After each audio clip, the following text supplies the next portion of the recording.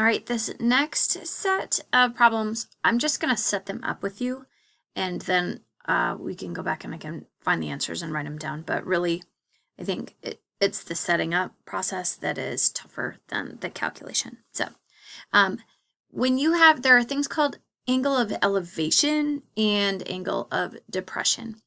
So basically, angle of elevation, say you want to measure something that's super tall, like a lighthouse, but you can't like measure that with a tape measure because it's just too tall. But you can figure out, okay, if I'm standing here and here is flat, and then I look up and I can measure this angle with a tool that helps me to do that, because there are lots of good tools like that.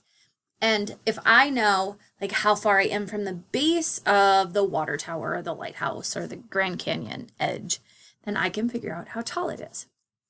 So as I'm doing this, I have found that the best thing to do is make sure that you're drawing pictures. And if you draw a picture, then it's a triangle and it's really simple to solve. So again, pictures, like underline, read through what's going on, and then go from there. So I'm just going to grab a highlighter because I know that that is helpful for me to be able to focus. It says the angle of elevation from a fishing boat to the top of a lighthouse, from a fishing boat to the top of a lighthouse, is 5 degrees.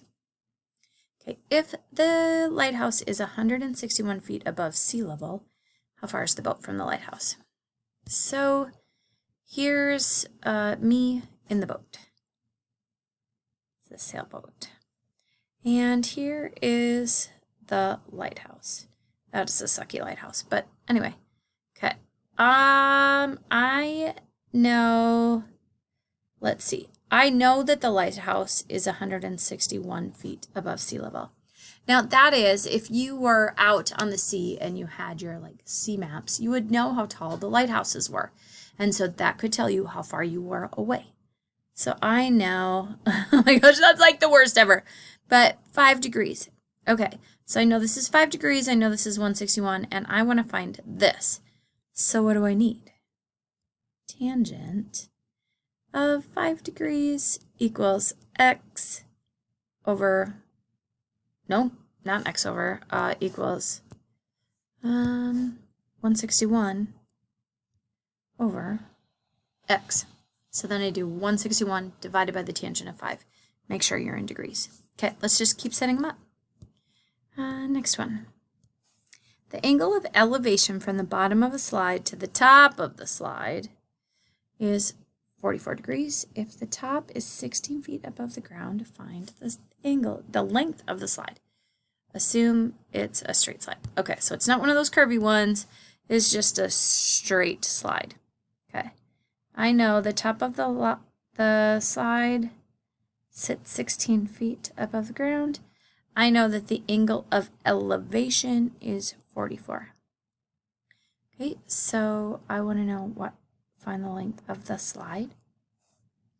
Okay, so opposite over hypotenuse, sine. So the sine of 44 equals 16 over x. So in order to solve that, I do 16 divided by the sine of 44. All right, next one. A 10-foot ramp is used to unload furniture from a truck. Okay, so here is the 10-foot ramp. If the back of the truck sits 3 feet above the ground, find the measure of the angle. Because OSHA says, you know, you have to have an angle, it can only be a certain like it has to be less than something. It has to be like not super steep. Oh my gosh, my words are just all jumbled in my mouth. Sorry. Okay, so I want, let's see, I've got opposite over hypotenuse. So sine inverse of 3 over 10. Right? Let's see, what are the solutions to those, just in case you want to know. 1,840.2 feet, 23 feet, and 17.5 degrees. Okay, now we'll just stop there, and the next video will be angle of depression.